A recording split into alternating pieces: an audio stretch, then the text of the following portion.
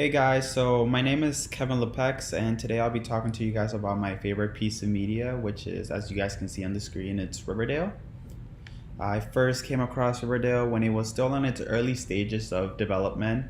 I tend to do a lot of research when it comes to upcoming TV series and movies, so that way I'm more informed of the world of entertainment, especially of the world of TV.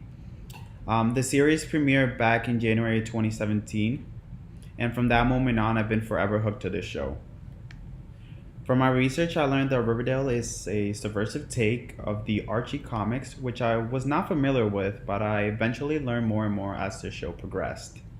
I watch a lot of shows, but for some reason, the show has always seemed to be my go to show. I think the reason why Riverdale has resonated with me is because of the personal growth of each character, especially with the teenagers, which have been the sole center of this show.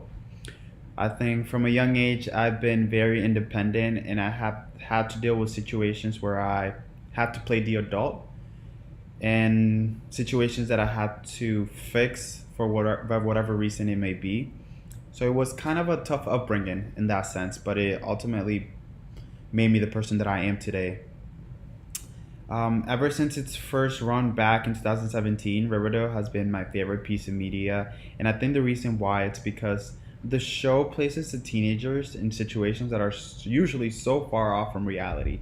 Yet it captivates its audience with its twisty, dark, weirdly plotted storylines, and I really enjoy that. For instance, we have Archie, who is falsely incarcerated for the death of a minor character on the show by his girlfriend's father. Betty Cooper, who is a young girl who is smart enough to unravel a whole murder mystery and identify a serial killer on the loose. And lastly, we have Veronica, who is a 16-year-old entrepreneur, has her own business, and it's making a living out of it. And the list goes on and on and on. And that's the formula of the show, which has made it so successful over the past 2 years, as it's now going into its third season.